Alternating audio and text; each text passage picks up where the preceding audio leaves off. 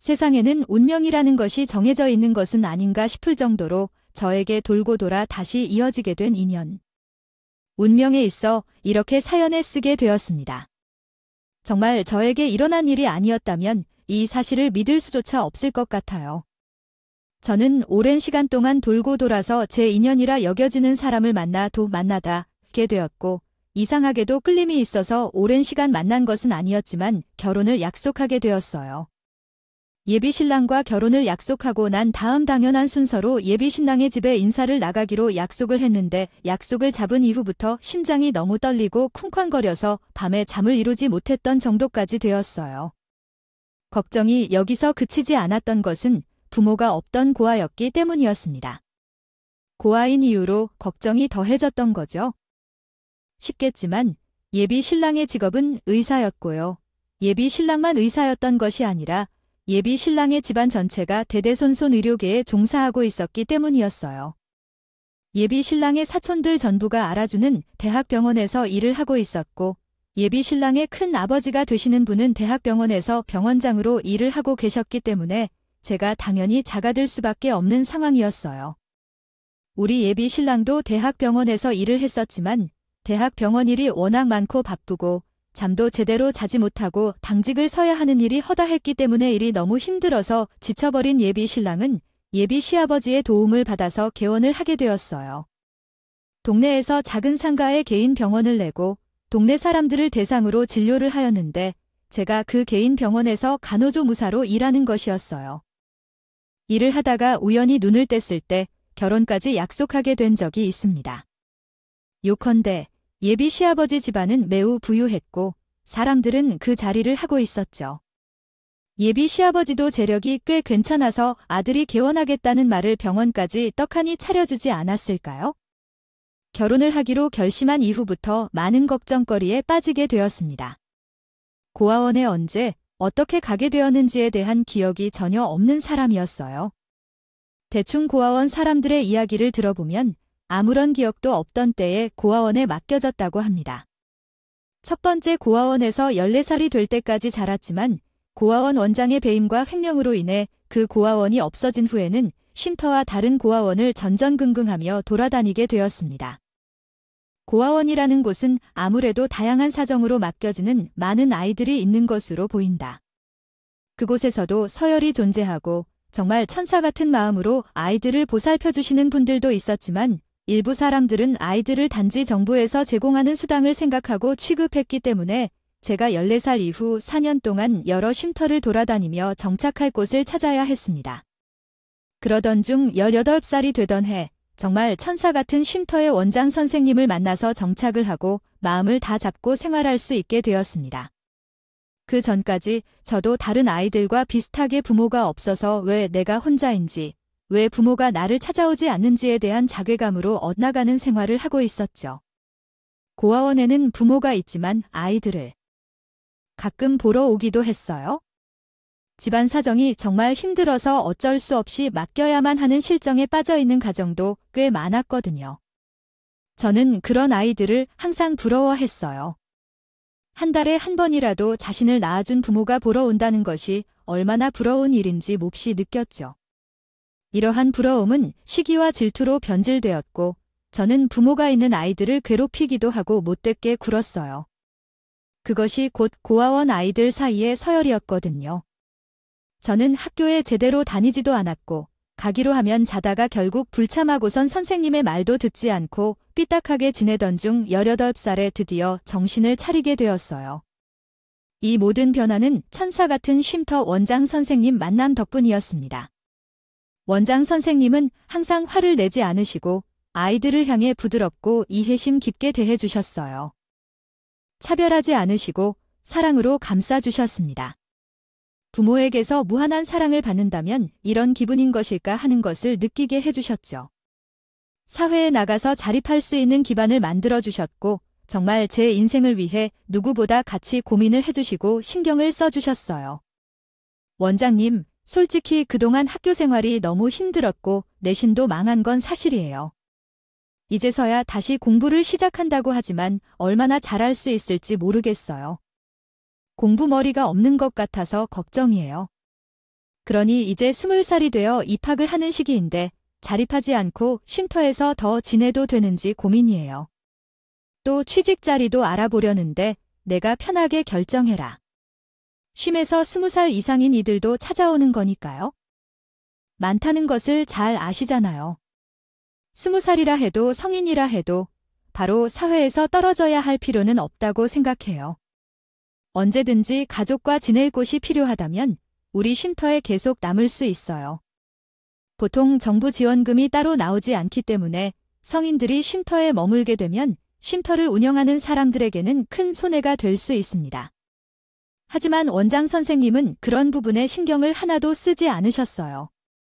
저는 그 마음이 너무나도 감사해서 20살이 되자마자 취업 기회를 찾아보았지만 고아 출신이라고 고졸으로서 무시를 많이 받아 직장 생활을 유지하기가 어려웠어요.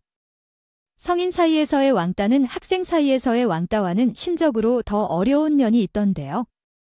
직장 생활은 스펙이 좋은 사람들과 차이가 계속 커져서 점점 더 힘들었어요.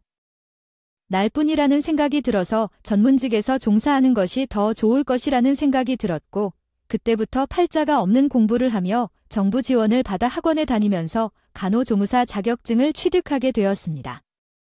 정말 열심히 하면 된다는 마음으로 착실하게 학원을 다니며 자격증을 취득할 수 있었고 그 후에는 개인 병원에서 일을 하면서 돈을 벌어 쉼터에 작게나마 기부하기도 하며 그런 생활을 이어가게 되었습니다. 제가 26살이 되어서야 쉼터를 나와서 저렴한 월세 집을 구할 수 있었고 출퇴근길이 상당히 멀었지만 기다리던 집 근처 병원에서 자리가 나길 기다리던 중에 병원에서 조무사를 모집한다는 공고를 보고 면접을 보게 되면서 취직하게 되었습니다. 그 작은 병원은 동네 상가에 위치한 곳이었는데 젊은 원장님은 항상 천사 같은 미소로 저를 맞이해 주셨습니다. 친절하게 환자를 대해 주셨기 때문에 그곳은 인기가 꽤 많았고 환자들이 늘 대기를 타고 있을 정도로 장사도 잘 되는 곳이었습니다. 월급도 꽤 괜찮은 편이었고 원장 선생님께서 간호사나 간호조무사나 큰 차별을 두지 않고 두루두루 잘해주시면서 일은 정확하게 딱딱 나눠주셨기 때문에 일을 하는 사람들 사이에서도 불만이 없었죠. 예전에 일을 하던 병원에서는 차별이 좀 심하고 간호사들 사이에서도 서로 편을 갈라서 지냈었기 때문에 피곤하고 출근하기가 싫었는데 이직을 한 이후부터는 출근을 하는 일이 신인 날 정도였습니다. 원장 선생님은 저보다 5살이 많았는데 제 나이 27살에 만나게 된 원장 선생님과 은근히 눈빛으로 교감을 하다가 눈이 딱 맞아서 연애란 걸 시작하게 되었고 저는 정말 행복한 나날들을 보냈습니다. 되었는데요. 사실 말을 안 하는 비밀 아니 비밀도 아니랍니다.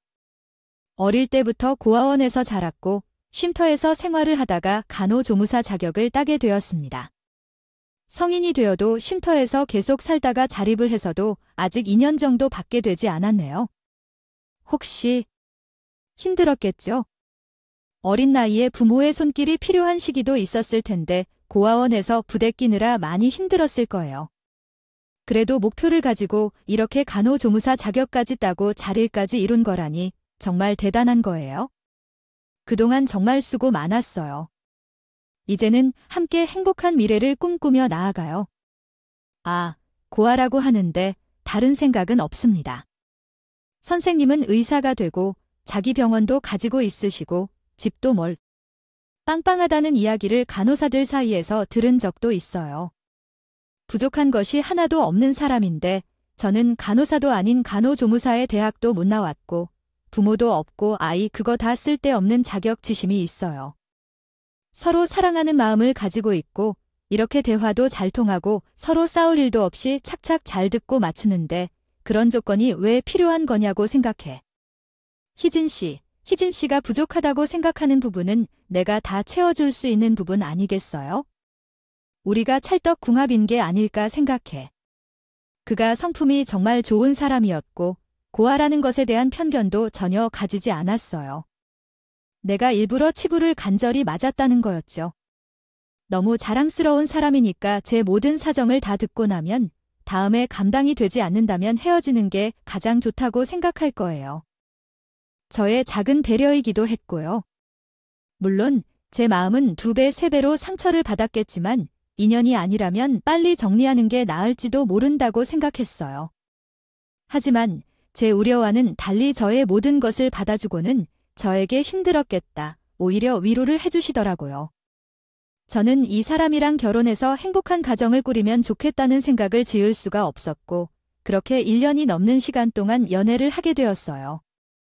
제 나이가 29살이고 예비 신랑은 34살이 되었을 때 결혼하기로 하고 예비 시댁에 인사를 드리러 가자고 약속을 잡게 됐습니다. 그러나 정말 많이 겁을 먹었습니다. 솔직히 제가 부족한 면이 있어서 반대를 당하고도 많이 부족했던 탓에 겁을 먹은 것이었죠. 사실 그렇잖아요. 대대손손 생각한 마음입니다. 의사 집안에 속해 있지만 저와 같은 사람이 허락되는지 궁금해하시는데요.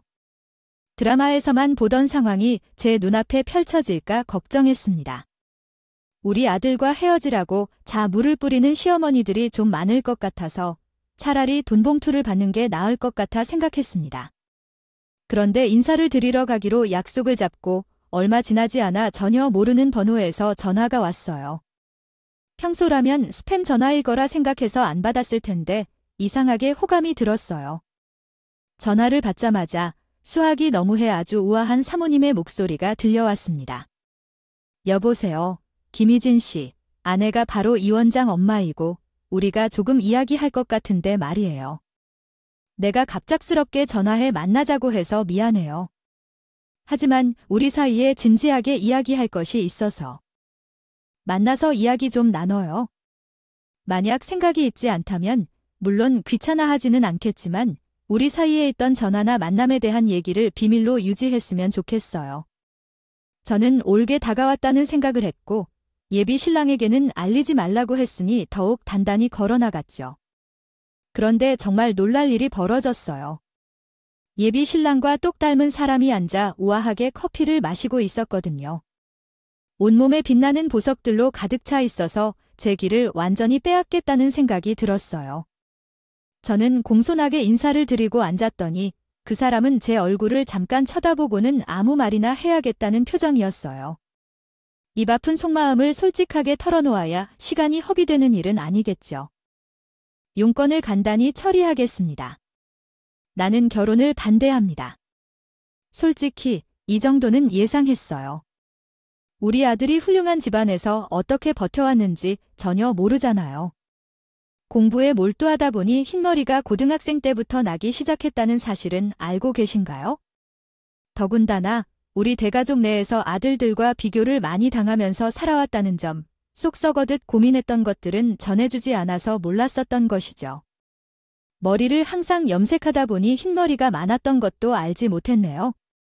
이제서야 할 필요가 없고 우리 아들이 대학과 병원에서 나와서 개인 병원을 차릴 일도 있겠다고 했을 때 집안 사람들이 그것조차도 참지 못한다면 무시하고 지나치는 식으로 상처를 많이 입었었어요. 지금은 마음을 다잡고 자리를 잡아 열심히 살고 있습니다. 저는 다음과 같이 수정해 드립니다. 있는데 결혼까지 못한 사이랑 결혼을 했을 때 집안에서 얼마나 비난을 받게 될까요? 우리 아들을 생각해서 헤어져 줄 수 있다면 좋겠는데 솔직히 어느 정도는 가치관이 달라서 그렇게 갈릴 수도 있고 언젠가 화기애애한 부부로 지낼 수 있을 거라는 말도 있어서 마음이 복잡해요. 그렇다고 해서 상처를 주고 싶은 것은 아니에요. 상처를 주고 싶다는 얘기를 듣긴 했는데 우리 아들의 입장에서는 결국 도움이 전혀 되지 않을 부분이 아닐까요? 저희 형사가 우리 아들을 위해 무엇을 할 수 있는지 신중히 생각해 봐야겠어요. 돈이라도 많이 있는지 확인하고 싶은데. 제가 쉼터에서 나와 입는 옷도 벌어온 돈으로 안 3년이 넘었어요. 이 기간 동안 벌어온 돈은 쉼터에 기부하며 살아왔고 제가 가진 것은 아무것도 없습니다. 이렇게 성품을 파악하는 일도 크게 어려운 일은 아닐 것 같아요. 그렇다면 그 정도의 말을 했으면 좋겠습니다. 알아들었겠지? 그럼 이만 먼저 일어나 볼게요. 저는 너무 큰 상처를 받았어요. 그날 저녁에 예비 신랑에게 연락을 했는데 인사드리러 가는 걸 조금 미루면 안 될까요? 아직은 내가 너무 가진 게 없어서 결혼 준비하기가 부담스럽고 힘들어서 그래요. 예비 신랑은 알겠다고 말을 하긴 했지만 대충은 제가 어떤 생각을 가지는지 예상한 것 같았어요. 그 뒤로 저에게 더 잘해주기 시작하는 게 아닐까요? 한마디로 저에게 믿음을 주었어요. 결혼 생활이라는 것은 둘이 하는 거니 다른 사람이 끼어들 필요가 없는 부분이라고 생각되지 않나요? 나를 믿고 따라줬으면 좋겠어요. 물론 내가 말만 해서는 못 믿을 거 다 알고 있는데 의사라고 꼭 의사랑 결혼해야 하는 법은 없고 집에 돈이 많다고 꼭 부자랑 결혼해야 하는 필요는 없지 않겠어요. 우리가 서로가 얼마나 신뢰를 주고 오래 살 수 있는지가 중요한 것 아닐까 싶어요. 아무런 걱정도 안 하고 싶은데 내가 설득할 테니까 그냥 나만 믿고 따라와 줘도 괜찮을까요? 어떻게 알았어요? 제가 어머님을 만났다고 이야기한 적도 없는데 어떻게 그러시죠? 어머님이 이야기를 했나요? 번하지 뭐. 우리 엄마 성격에 그러하다고 남을 사람이라 생각하시니까 사실은 나도 말하지 않은 사실이 있어요. 그러니까, 나도 우리 아버지의 자녀가 아니라는 말이래. 그게 무슨 뜻인가요? 어머님이 그런 말은 아무리 해주시겠어도 그런 증언이 없었어요. 엄마의 입장에서는 그게 자신의 약점이라 생각하시니까 말을 안 하신 거겠지요. 사실 우리 엄마는 현재 우리 아버지 집에서 일을 하던 분이셨던 것 같아요. 입주하시는 것 같아서 아닐까요? 나는 혼자 몸으로 나으러 갈 곳이 없어서 현재 아버지 집에서 식모살이를 하면서 방 안 코너를 얻어 살았습니다. 옛날에는 부잣집의 다용도실에 딸린 작은 방 같은 곳이 있었지만 이제 그곳은 입주를 해서 일하면서 지내는 사람들의 식사를 돕는 곳으로 변해버렸어요. 아버지는 깊이가 있으시고 우아하게 행동하는 모습에 전혀 상상도 못했던 일이었어요. 노력으로 이루어낸 것이긴 하지만 시작할 때는 상상하지 못했던 성공이었죠. 아버지가 사별하시고 우리 어머니와 아버지가 자연스럽게 만나게 되어 재혼을 하게 되었고 나 역시 그 과정에서 외동아들로 성장하게 되었어요. 어릴 적의 기억이라 세세히 기억나지 않지만 과거를 회리 끊임없이 연상해요. 두 분 충격적인 일들은 모두 기억하고 있어. 나도 그 집에서 비교당하면서 버티고 살아가느라 힘들었거든. 대충 이야기는 들었을 것 같은데 내가 사촌들이랑 얼마나 비교를 당하면서 잘하는지 말이야. 어머님께서는 공부하느라 힘들었으니 흰머리까지 생겼다고 해. 맞아. 그 흰머리를 만든 것도 우리 엄마가 한몫했지만 우리 엄마는 자격지심도 세고 자존심도 강한 사람이라서 나를 엄청나게 엄격하게 키우셨어. 성적이 조금이라도 떨어지면 회초리질을 당했고 정말 주말에 단 1시간도 게임할 시간이 없을 정도로 공부만 했어. 친구들을 만나는 것조차 필요 없었어. 어차피 만나게 내버려둔 채였지. 아느니까 말이야. 그때는 너무너무 힘들어서 말이야. 고등학생 때는 죽고 싶다는 생각도 자주 했어. 그렇게 버텨서 의대에 진학하게 되었고 우리 어머니도 당당하게 집안에서 의수가 될 수 있게 된 거지. 내가 의대에 진학하지 않았다면 상상조차 하고 싶지 않다. 그러니 내가 결혼을 하겠다고 우기면 우리 어머니도 말릴 수가 없을 거야. 그래도 집안에서 반대하는 결혼을 하는 건 너무 힘든 일 아닐까요? 서로 상처만 받을지도 몰라요. 지금까지 단 한 번도 어머니의 말을 거역한 적도 없고 고집을 부린 적도 없었어. 결혼만큼은 그래도 되지 않을까? 우리 어머니도 어떻게 보면 출신 자체가 부자도 아니고 직무살이하다가 아버지랑 눈이 맞은 건데 뭐 반대하는 게 이상한 거지? 저는 이러한 속사정을 전혀 아는 게 없었기 때문에요. 예비 시어머니를 처음 만난 후에는 주눅이 잔뜩 들어있었지만 예비 신랑의 말을 듣고 나서 나도 못할 거 없지 않을까 생각하게 되었어요. 누가 누구를 나무하겠냐는 생각이 들었죠. 결국 마음을 다잡고 인사를 드리러 가기로 했지만 다 나를 잡게 되었고 그 이후에 걸려온 예비 시어머니의 전화는 전부 무시하면서 지내왔어요. 받아봐야 똑같은 소리를 할 테니까요. 예비 신랑과 같은 병원에서 일하고 있었기 때문에 예비 시어머니도 저를 찾아오지 못했어요. 만약 찾아오면 아들에게 뻔히 들킬 텐데 본인이 아들에게 책 잡힐 짓을 하긴 싫을 테니까요. 전화도 안 받고 있으니 밖에서 만나자는 약속도 못 잡았죠. 그렇게 인사를 드리러 가야 할 날이 찾아왔고 저는 잔뜩 긴장한 채 예비 신랑의 집에 도착했습니다. 첫 만남인데 제가 무시당할 수 없어서 양손에 선물을 가득 들고 인사하러 갔는데 집 앞에 서자마자 예의범절에 입을 벌렸어요. 집이 정말 변함없이 고급스러운 것 같았습니다. 손소은 의사 가족집인지라 부족함 없이 잘한 것이 느껴졌는데 높은 담벼락에 마음이 눌렸고 집 안에는 마당까지 있었습니다.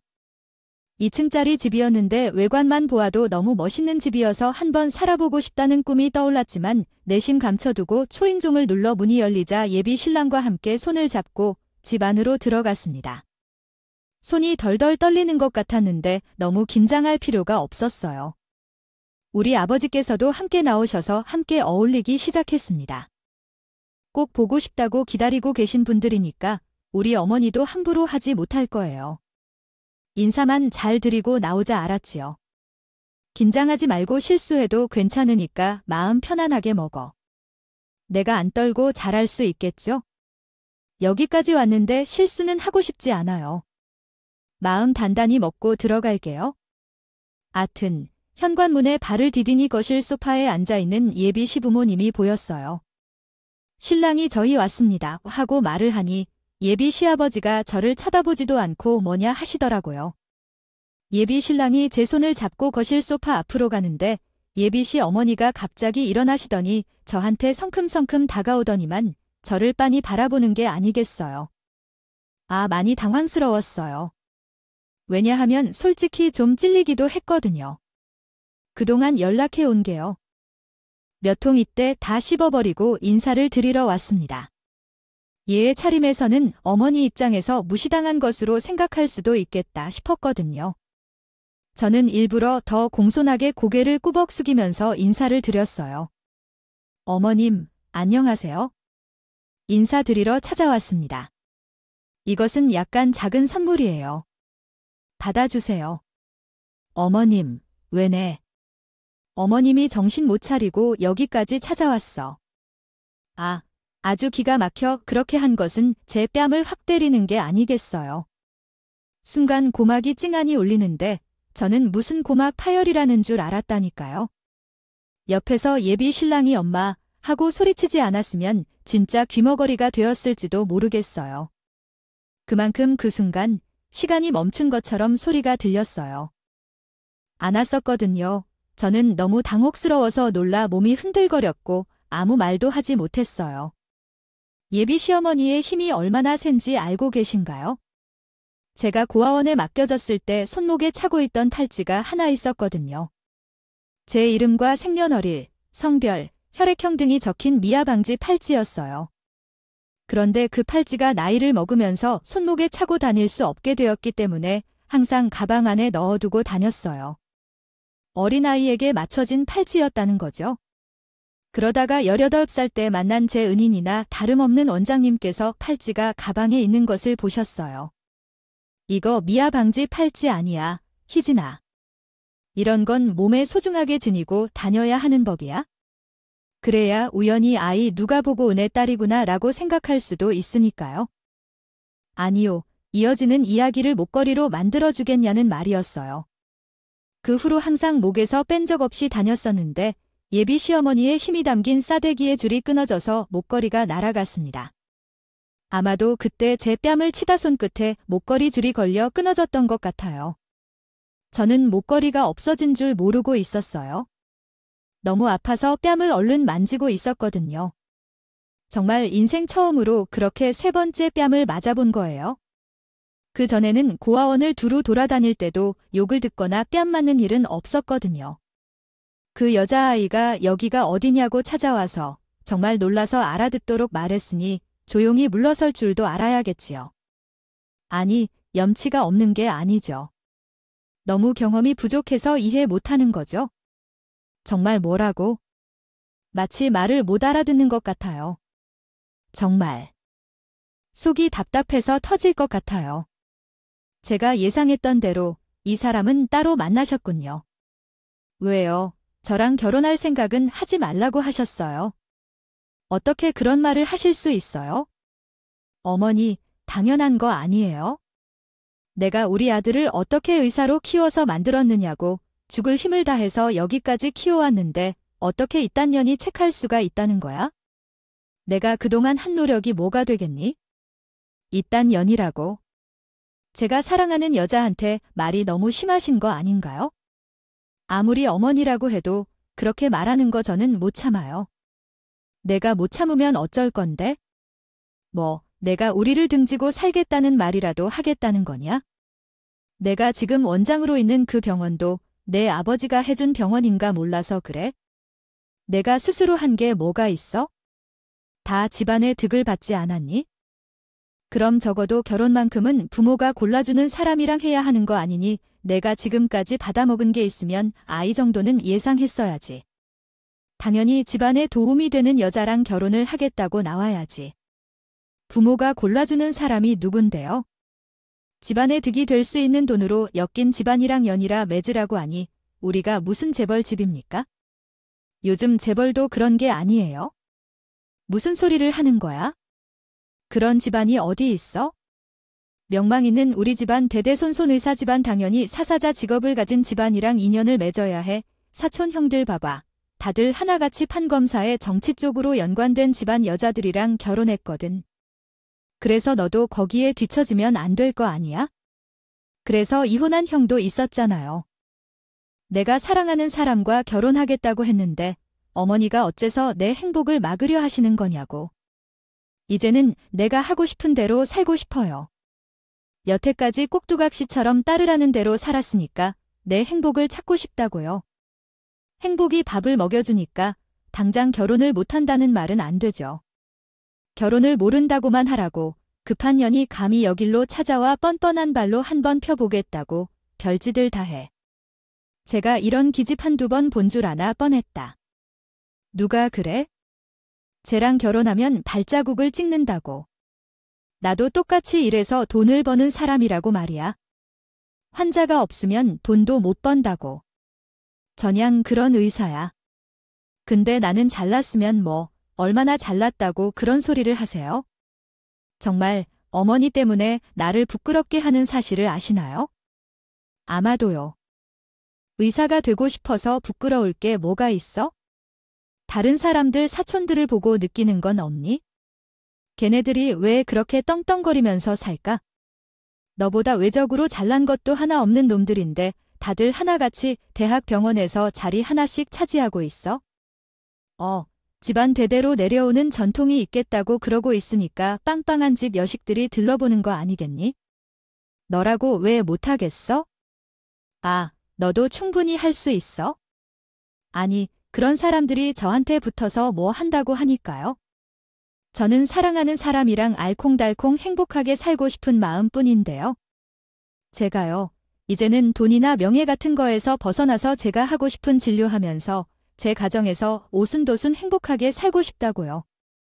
아이고, 철이 들려면 아직도 멀었다네. 아버지 얼굴에 먹칠하는 일은? 적어도 없어야 하는 거 아니야? 내가 그렇게 아무것도 아닌 하찮은 꿈을 꾸기를 할 때마다 내 아버지의 얼굴에 먹칠을 하는 거라고. 언제까지 그렇게 지금의 일상에 안주하면서 살 거야? 이름을 날리는 의사가 되어야 하는 거 아니야? 제 아버지 얼굴에 먹칠이 제가 우리 병원에서 일하는 간호조무사와 결혼을 하는 게 왜 아버지 얼굴에 먹칠을 하느냐고요? 아버지, 대답해 보세요. 이게 왜 먹칠하는 일이냐고요? 그러는 엄마도 아버지네 집에서 일하던 식모였으며 엄마가 올챙이 척 시절을 생각 못하고 내가 결혼하겠다는 사람에게 모욕을 주니까 하는 이야기지. 엄마는 뭐가 달라서 반대를 하는 건지. 아이, 그거 참 시끄럽게 이게 무슨 소란이야. 망신이다. 손님 모셔다 놓고 이게 뭐 하는 짓이야, 예비 시부가. 가만히 소파에 앉아 계셨다가 점점 예비 시모와 예비 신랑의 싸움이 과열이 되고 식모 이야기까지 나오니까 자리에서 벌떡 일어나셨어요. 저에게는 시선 한 번은 안 주시던 분이었는데 갑자기 일어나시는 저도 자연스럽게 그쪽으로 시선이 가게 되었어요. 근데 이상하게 예비 시아버지의 얼굴이 좀 눈에 콕 들어왔다고 할까요? 눈이 마주쳤는데 예비 시아버지도 제 얼굴을 많이 바라보는 게 아니겠어요. 부담스러워서 시선을 피하게 되었죠. 눈을 슬쩍 아래쪽으로 깔았더니 예비 시아버지 발치에 제 미아방지 목걸이가 떨어져 있는 거예요. 그제야 목을 만져보니까 목걸이가 없더라고요. 제가 홀린 듯이 다가가서 그 목걸이를 주우려고 했는데 예비 시아버지가 먼저 발견하신 것을 주셨어요. 제가 목걸이를 달라고 손을 뻗었는데 예비 부모님 그 일을 빤히 보시더니 갑자기 온몸이 떨리기 시작하셨어요. 그러더니 갑자기 제 어깨를 두 손으로 꽉 잡으시는 거예요. 이거 어디서 나온 건데? 이 목걸이 말이야? 원래는 목걸이로 만들어진 것인가? 아니요, 원래는 팔찌였어요. 어릴 때부터 차고 있었던 건데 작아져서 찰 수가 없었어요. 쉼터 원장님께서 목걸이로 다시 만들어주신 거예요. 들어올 때 알고 계시겠지만 제가 고아원에서 자랐는데 고아원에 맡겨졌을 때는 손목에 차고 있었다고 했어요. 그리고 이게 일반적인 발자취랍니다. 아, 그러니까 고리가 달린 팔찌였다면 아니면 고리가 없는 팔찌였다면? 고리가 없는 그냥 체인으로 쭉 이어진 팔찌였어요. 한번 착용하면 절대로 빠질 수 없습니다. 마치 제 팔에 맞춘 듯이 꼭 들어 맞았어요. 5살까지는 어떻게 꽉 끼어도 차고 다녔었죠. 그러나 어느 정도 성장하니까 팔을 꽉 조여서 어쩔 수 없이 벤치를 끊어내고 가방에 걸고 다녔어야만 했습니다. 보통의 팔찌는 체인의 길이를 조절하기 위한 고리가 있어 뺐다가 끼웠다가 할 수 있도록 만들어져 있지만 제가 소유했던 미아방지 팔찌는 그러한 연결고리 없이 그냥 제 팔에서 빠지지 않도록 체인줄로 가득 채워져 있었습니다. 그래서 조금 더 성장하면 팔에 끼고 다닐 수 없게 되어서 작았음이 느껴졌고 팔찌는 팬츠로 그냥 소지하다가 18살 때 목걸이로 변신했습니다. 그런데 그런 변화가 어떻게 될지 상상할 수 없었습니다. 알고 계시는 거예요. 혹시 이 팔찌를 만드셨다. 그나 아니면 저도 덜덜 떨면서 이야기를 하는데 갑자기 예비 시아버지가 그 팔찌를 손에 꽉 쥐고 주저앉아서 엉엉 우는 게 아니겠어요.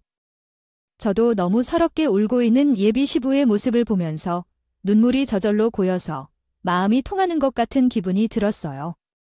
심장 깊은 곳에서부터 징하게 울리는 무언가가 느껴졌어요. 네네, 이름이 이혜인이에요. 이혜인이 아냐 이 말이야. 아, 아니요. 아버지 이분은 이혜인이 아니라 김희진이네. 제 원래 이름이 이혜인이었는데 제가 고아원에 맡겨진 이후에 원장님께서 호적을 고아원으로 이적시키면서 이름도 바뀌었어요. 원장님의 성을 따라 새롭게 김희진으로 바뀌었어요. 그러면 네 생일이 9월 14일이 맞니? 아니, 그게 어떻게 맞아? 제 생일은 9월 14일이에요. 그때부터 눈물이 끊임없이 흘러서 앞이 흐릿해졌어요. 맞다고 말하면서도 입이 덜덜 떨렸어요. 예비 시아버지는 갑자기 저를 꽉 끌어안으시지 않고 우나 혜인아 하고 부르시더라고요. 영문을 모르는 일이었지만 저도 예비 시아버지를 부둥켜 껴놨어요. 그래야 할 것 같은 기분이 들었거든요. 혜인아, 우리 혜인이, 내가 내 아버지다 우리 혜인이를 이렇게 혜인아 내 아버지다 하는 말에 저는 어리둥절해 이게 뭔 소리인가 멍하니 있었고 예비 신랑은 경쾌한 얼굴을 지었고 예비 시어머니는 소리를 질렀어요. 이 사람이 지금 무슨 소리를 하고 있는 거야? 그렇게 되었잖아. 혜인이는 이미 죽었다니까. 혜인이 죽었다고 하더니 갑자기 이게 무슨 소리야? 아니, 그냥 그 팔찌만 들고 있는 거지. 혜인이 있었던 건지 없었던지 어떻게 알아? 혜인이, 유전자 검사를 해보자. 너가 내 딸임에 분명히 틀림이 없어 보인다. 어릴 때 기억 중에 혹시 남은 게 없니? 너무 어린 시절 기억이라서 하나도 남지 않았다. 아, 진짜 말도 안 되는 소리를 하고 있어? 그가 팔찌 하나로 어떻게 알아? 말도 안 되는 소리라니까. 제발 혜인이 죽었어. 혜인이 죽었다고. 이제 제발 좀 받아들여. 몇 번이나 말했잖아. 혜인이 세상에 없어졌다고. 시끄러워. 지금 팔찌를 보고도 그런 말이 나와. 내가 지금 당장이라도 검사를 해봐야겠어. 아, 내 휴대폰을 가져와. 예비 신랑이 놀라서 예비 시어머니에게 휴대폰을 가져다 주자. 어디론가 연락을 해야겠어? 막 하신 것 같아요. 예비 시어머니는 머리를 감싸 올리며 주저앉고 예비 신랑은 입을 꾹 다물었어요. 형, 나 지금 혜인이를 찾은 것 같아. 한 시급한 상황이니까 하루 빨리 유전자 검사 좀 맡아줘야겠어. 지금 당장 우리 집에 혜인이가 왔다고 해서 빨리 와서 검사 좀 해달라고 아마도 대학 병원 원장으로 일하고 계신 예비 신랑의 큰 아버지와 통화를 하는 것 같았어요. 근데 그 순간 예비 신랑이 바닥에 주저앉을 것 같지 않았어요. 얼굴이 경악으로 미소가 물을 먹듯하게 변하며 본인이 무슨 말을 하는지도 모르는 듯 중얼거리기 시작했어요. 어머니, 이제 다 틀렸어요. 혜인이 아니라 혜인이가 나타난 것 같아요. 그동안 어머니가 숨겨두었던 진실을 이제는 다 알려야 한다고요? 언제까지 숨겨져 살 수 있을까요? 아니었다고 그동안 내가 얼마나 힘들었는지 알아요. 애써 내 마음속에서 혜인이를 지우고 살았는데 무슨 소리를 하는 거야? 입담으로 내가 정말 다 죽이려고 작정을 했어. 미쳤어. 미쳤냐고. 아, 혜인이는 무슨, 혜인이 제발 입담으로 이게 다 무슨 소리야. 아, 숨겨뒀던 진실이라 당장 무슨 말인지 말해라. 내치하라고. 혜인이에게 무슨 일이 있었던 거야? 아, 뭘 숨기고 있는 거냐고. 그러자 예비 신랑은 정말 지각할 것처럼 울기 시작했어요. 본인의 가슴을 퍽퍽 때리면서 말이에요. 저도 그동안 마음의 죄책감을 가지고 살았어요. 너무나 충격적이었고 어린 시절에 있었던 일이라 그날의 기억이 온전치 않아요.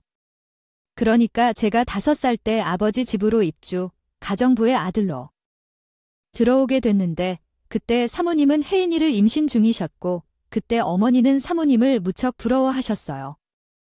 본인이 삶을 통째로 가지고 싶어 하다가 매일 밤마다 주문을 외웠던 정도였어요. 그만해. 너 지금 무슨 소리를 하는지 알아? 말하고 있어? 이거 전부 너 죽고 나 죽자는 이야기라고요. 이 집의 사모님이 되고 싶다는 마음을 품게 되었고 그때부터 미친 듯이 사모님에게 집착을 했던 게 똑똑히 기억이 나네요. 일부러 아버지 앞에서 동정심을 살 행동을 많이 했었고 저에게 아버지가 없다는 것을 핑계로 제 유치원 학행에도 동석을 해달라고 부탁했었어요. 그 이해가 간다면서 부탁을 들어주라고 하셨었죠. 그렇게 아버지께서 부탁을 하나 둘 들어주시자 어머니는 더욱 더 집착. 결혼식을 하러 가라고 하기 전에 여기서 먼저 사일할 수 있는 뗄록의 문법이 소해요. 아래에 그 문장을 수정해드리겠어요. 저는 이 보잘것없는 여자와 결혼하게 되었어요. 제 카레인이 더 나사서요. 하지만 여보, 이야 니는 이런 소리를 들으면 소름이 돋쳐. 아니 깝감의 도시래란 이어히겟. 그래서 신혼여행을 떠나기 전에 이놈을 잊어주세요. 아버진 혜인에게 빠져버리셨나 봐요. 그러므로 어머니는 아베이에게 집착하지 마시고 자신의 남자가 되신 걸 발려했습니다.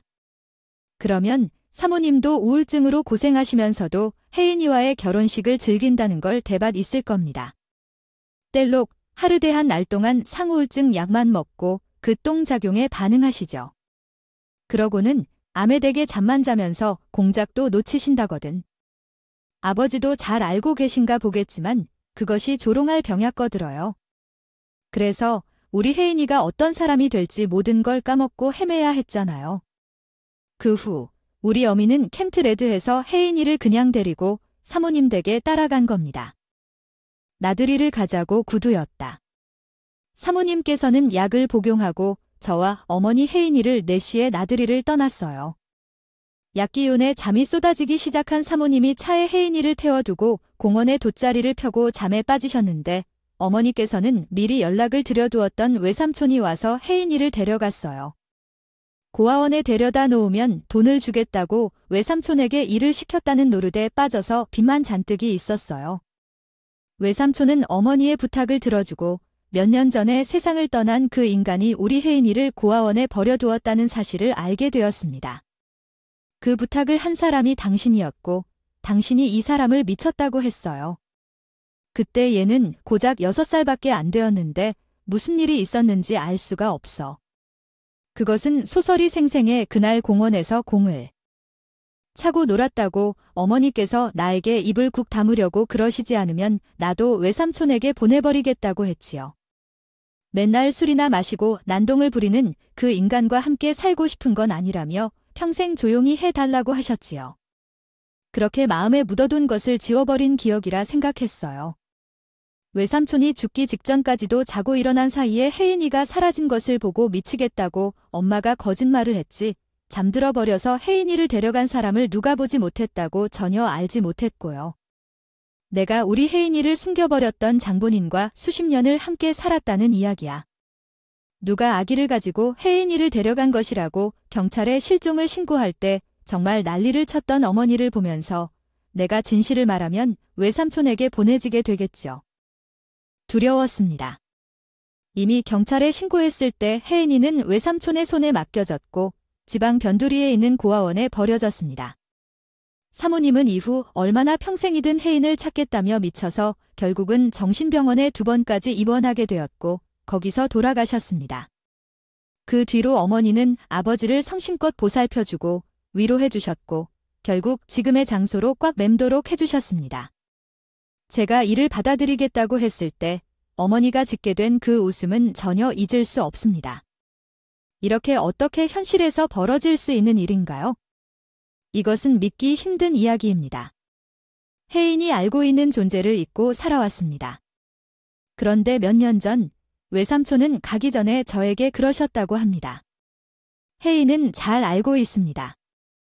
살고 있을지 모르겠다고, 자기가 저지른 죄가 있다며 천국에는 못 간다며요. 그 말을 듣는 순간 잊고 지낸 기억이 전부 떠올랐어요.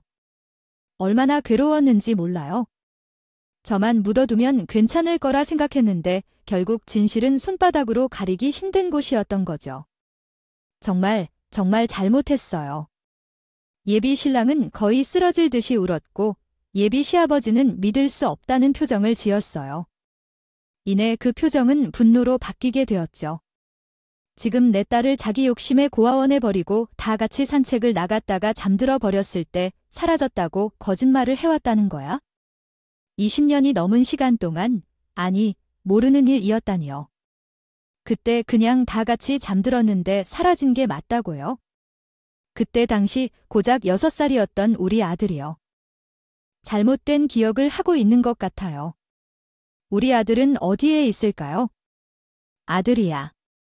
아들이지. 그동안의 금이야. 오기야 키워나 그러나 사실은 내 딸을 고아원에 버리는 것을 보고도 침묵한 녀석 아니야. 아버지, 잘못했습니다. 제 기억이 맞다면 그날 약에 취해서 잠든 사모님 몰래 혜인이를 삼촌에게 보냈어요. 지방에 있는 고아원에 보내라고 했어요. 이야. 넌 미쳤어. 어디 말도 안 되는 거짓말을 지어. 내가 아퀸의 결혼 반대한 적 있다고 에미를 사지로 몰아. 내가 그래도 내 자식이라고 할 수 있어? 엄마 자식 안 할래요? 그렇게 파렴치한 짓을 해놓고도 의사 집안 사모님 소리 듣고 싶어서 욕심내는 엄마를 더 이해할 수도 없고 용서할 수도 없어. 내가 뭘 아는데 나를 이해하고 용서하겠다는 말을 해.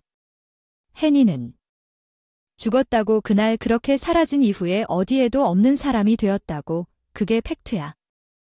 혜인이가 여기 버젓하게 살아있는데 그딴 소리를 해 감히 내 딸을 고아원에 버려놓고 지금 그런 거짓말이 입 밖으로 나와 유전자 검사를 해보면 알겠지? 저 할지 어디서 축에 틀림없어요. 어떻게 저거 하나만 가지고 혜인이 확신을 해요? 혜인이 실종 신고를 했는데도 못 찾았잖아요. 근데 저런 팔찌 얼마든지 조작할 수 있지? 고아원에 들어가면서 애 호적을 마음대로 바꿔버렸으니 못 찾을 수밖에 없지. 그때는 지금처럼 전산이 확실할 때가 아니었잖아. 모르죠. 아무도 모르는 거라니까 왜 인이라고 확신을 하고 그래요? 아니면 어쩌려고 그러니? 유전자 검사를 하겠다고 한창 소란이 일어나고 있는데 큰 아버지라는 분이 오셔서 이게 다 어떤 일인지 손에서 벌벌 떨고 미래 시아버지는 사정을 설명했어요. 믿을 수 없다는 표정을 지신 큰 아버지께서는 제 얼굴을 멍하니 바라보다가 유전자 검사를 위한 채취를 하시겠다고 하셨어요. 저는 그 순간부터 머리부터 모든 것이 빼이는 듯 했어요. 유전자 검사를 위한 필요한 절차라고 했거든요. 미래 시아버지는 나를 자신의 딸로 확신하고 있었던 것 같았습니다. 솔직히 의심스러웠어요. 팔자 하나로 그런 확신을 갖는다는 것이 조금 억지스러워 보였어요. 그렇게 인사하러 갔던 자리는 혼란스러웠고 집으로 돌아왔어요. 그 이후로 미래 시아버지와의 어떤 연락도 없었습니다. 당연하지 않겠어요. 이런 이야기를 듣고 어떻게 연락을 취할 수 있겠어요? 게다가 제 어머니가 미쳐 정신병원에 갇혀 죽으셨다는데 저한테는 원수나 다름없는 사람들이 맞겠죠. 저는 병원에도 출근하지 않았습니다. 이 일이 벌어진 이후에 예비 신랑이 병원 문을 사정상 잠시 닫기로 일방적으로 직원들에게 통보하고 병원에 찾아갔으나 문이 굳게 닫혀 있어서 출근도 하지 못했어요. 일주일이 지난 뒤 저와 예비 시아버지의 유전자가 일치한다는 결과가 나와서 다시 예비 시댁으로 찾아갔습니다. 그렇게 높게만 보였던 담벼락이 하나도 위협적이지 않게 느껴졌어요. 참 이상하죠? 예비 시아버지 아니 아버지는 저를 보고 엉엉 울었고 솔직히 실감이 나지 않았어요. 친부모를 찾는다는 상상은 해봤지만 현실에 일어나니 실감이 하나도 안 나더라고요. 년을 떨어져 살았는데 지금이라도 함께 살아야 하지 않을까요? 그동안 나는 너를 잃고 얼마나 상심 속에 살았는지 모르겠어요. 시간을 더 미룰 필요도 없어요. 당장 짐을 싸서 집으로 들어와요. 이곳이야말로 너가 평생 살아야 할 곳이라고 생각해. 너무 갑작스럽게 모든 일이 일어나서 어떻게 해야 할지 하나도 감흥 오지 않아요. 하지만 집안이 조용한 것도 모르겠어요. 혹시 그 두 분은 어디로 간 것인지요? 내 딸 혜인이에게 그런 짓을 해놓고 뻔뻔하게 여기에 내 얼굴을 보면서 지내다니. 그 갈아먹어도 시원치 않을 인간들은 모두 내가 쫓아버렸으니까 두 번 다시는 찾지 말아요. 결혼까지 생각할 만큼 정의를 들었다는 것을 알고 있지만 그 인간들은 내 기억에서 지워져야 할 존재야. 그 마음 이해해야 하지만 결코 용서해선 안 돼요. 알아요. 인간들과 가족의 인연을 맺을 수 없는 데다가 하늘에 계신 당신의 어머니를 생각해도 결코 그러한 행동을 해서는 안 돼요. 물론 저도 그것에 동의합니다. 이런 상황을 다 보고도 결혼이라니 얼마나 어처구니 없는 결혼인지요. 족보조차 말도 안 되게 꼬이는 것이며 한평생을 떨어져 살다가 갑자기 생긴 아버지의 간절한 부탁으로 결국 살던 집을 처분하고 우리의리한 아버지의 집으로 이사하게 되었어요. 사실 아버지란 말도 입에 안 맞았는데 아버지 쪽 친척들도 모두 만나서 인사를 하게 되었는데 정말로 저를 그 가난한 시절의 모습 그대로 이해해 주셨어요. 이 상황에서 혼란스러운 건 저만 그런 것인가 싶은 생각이 들더라고요. 그때까지도 그 두 분께 대해 전혀 들은 적이 없어서요. 궁금했어요. 아버지의 집으로 돌아온 후 주일이라는 시간이 흐른 다음에 아버지라는 말에 익숙해지기 시작했을 때 저는 솔직하게 물어보았습니다. 아버지, 그 두 사람은 어디에서 무슨 일을 하고 있는지 궁금해요. 아, 그냥 간단한 궁금증이에요. 언제까지 입을 다물어야 할지 모르겠다 생각했지만 더 빠르게 물어보는 걸까 봐 깜짝 놀랐네요. 어미를 정신병으로 몰아세우고 정신병원에 가게 만든 그들을 어떻게 용서할 수 있겠는지. 가족으로서 두 사람이 합의하면 정신병원에 입원시킬 수 있는 사실을 알고 있지. 자기 욕심과 집착으로 그 일을 한 전 여편은 내가 잘 아는 지방 정신병원에 가둬버렸네요. 어미와 같이 정신병원에 갇혀 평생을 썩게 만들었지? 그게 내가 할 일이라고 생각했어요. 가능한 최상의 해답이 아니겠습니까? 그럼 그 사람 또한 정신병원에 갇혀 있어요. 어린 시절에는 어릴 적에 그 아이가 할 수 있는 선택은 없었을 터이에 외면할 수밖에 없었겠지요. 그저 정신병원이었고 그 무엇이든 다 지원했기에 모든 것을 두고 떠나란 말은 한 번 했지만 그 뒤로 전혀 연락이 없어요. 그 옆집 아이를 정신병원에 보내려고 할 때 저를 제외한 한 명이 동의가 더 필요했는데 제 마음을 알아준 것인지 다른 이유로 서류에 사인을 해놓고 사라졌다거나 그 후로 결혼을 하겠다고 약속했던 그 사람의 소식을 들을 수 없어요. 29살이라는 나이에 결혼을 하겠다고 인사를 드리러 간 자리에서는 친부를 만났고 어색함이 아직도 남아있지만 아버지와 함께 지내는 중입니다. 이미 함께한 지 6개월이 되었는데요. 여자가 정신병원에서 어떻게 지냈는지 모르겠습니다. 그 사람이 어디서 뭘 하고자 하는지 전혀 소식을 모르기 때문에 면허증을 가지고 어디 의료기관에서 일을 한다면 확인할 수 있겠지만 전혀 흔적이 없다고 합니다. 아버지께서는 그동안 누리지 못한 것들을 하게 해주시겠다고 하시면서 하고 싶은 것을 다 말해보라고 하십니다. 하지만 무엇을 해야 할지 모르겠어요. 아직 제 내면에서도 정리가 되지 않은 것 같거든요. 지금까지 너무 혼란스러워서 요즘 인생을 정리하고 있긴 하지만 아직도 제게 힘든 일들이 너무 꿈 같은 이야기처럼 느껴져요. 앞으로 제 인생에 대해 생각하고 고민하며 살아가야 할 것 같아요. 그래도 폭풍이 지나면 해가 뜨리라고 생각해요. 제게도 곧 해가 뜨리라고 반짝반짝하는 것을 기다리고 있습니다.